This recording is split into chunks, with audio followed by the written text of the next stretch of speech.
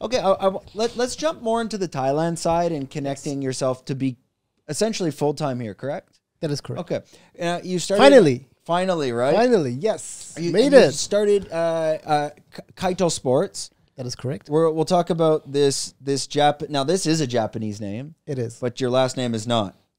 So it's very... Maybe that's the slogan of the store. So now you're really going to confuse people. They're going to come in. It's a Japanese name. You tell them your full name. You're just going to confuse everyone. Like, wait a minute. Where's the owner? What's going on in here? Who's that guy? But I want to connect Kaito Sports. And hey, if you're in the Bangtao region, they got the mushroom supplements and tons of other stuff. Supplements, gis, clothing. Awesome store. Just opened up. Kind of by Taste. And everyone's familiar with Taste and Tesco. Right next door to that. Let's talk about this part of the journey. I've seen you be coming to Bangtao MMA probably close to the past maybe 6 months to a year. Time goes fast.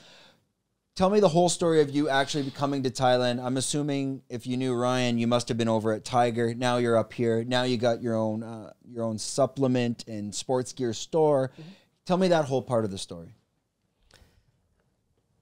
Okay, so I've already mentioned earlier that I've always loved Asia, even before coming here. The first time I come to Asia in 2004, Thailand, Jomtien, was I came with a bunch of guys, right? We were like 10 guys, and some of them had never been to Thailand, just as I had not. So we arrive, and they're like, "Oh wow!" They're like, "This is so cool here." And I just, hands in my pocket, walk along the street. I'm like, I'm home, sort of, right? It's not like overwhelming or anything. It's like, that's where I belong. You felt grounded. Yeah, exactly. Thank you. That was the word. So I felt grounded. I was like, that's where I belong. That's what I should have been probably all that time. Probably there's some Asian guy running around Asia somewhere that should have been black the whole time. I don't know. I'm just kidding. Yeah. But so I was feeling home. I was feeling welcome. I was feeling like, yeah, this is it. I made it, sort of, for 10 days, right? Mm. Yeah, so I'm flying back, and I was like, bro, now I know. I always thought so, but now I know. So now, sorry to interrupt that part. Now, this was from the first time you came. That was my very first time, exactly. So now you're trying to think of that way. How do I get back there?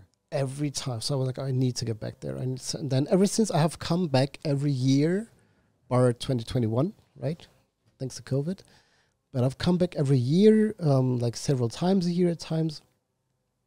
And only Thailand, right? So I was like, it's the best. Like, and then I get to hear from my mom or whoever, yeah, but Thailand again, right? Because like she doesn't understand, and she's like, yeah, but because she goes to Egypt to see the pyramids, and she goes to Cuba, and she goes to Vietnam and stuff like that. Especially now that she's retired, and why don't you want to go to New York, see the Statue of Liberty? And I was like, no.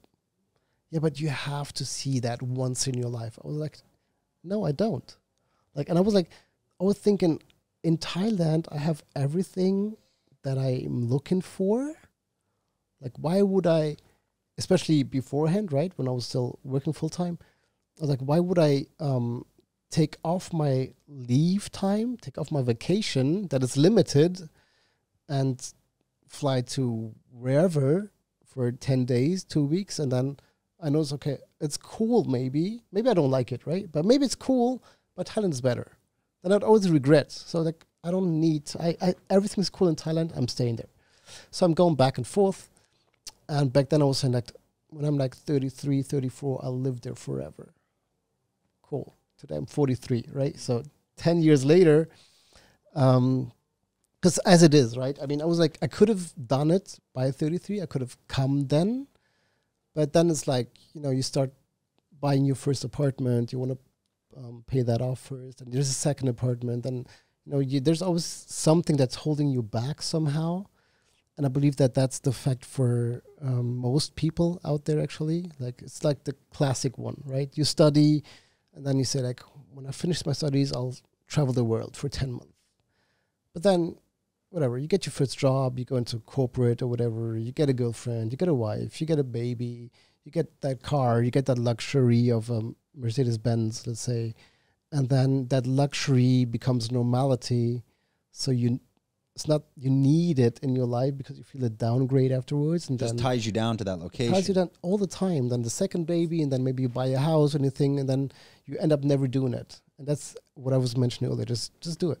Just do it. Like if that's what you want, if that what fulfills you, do it. If you enjoyed this content, we're doing 5 clips like this a week. If you want to watch the full podcast, click here.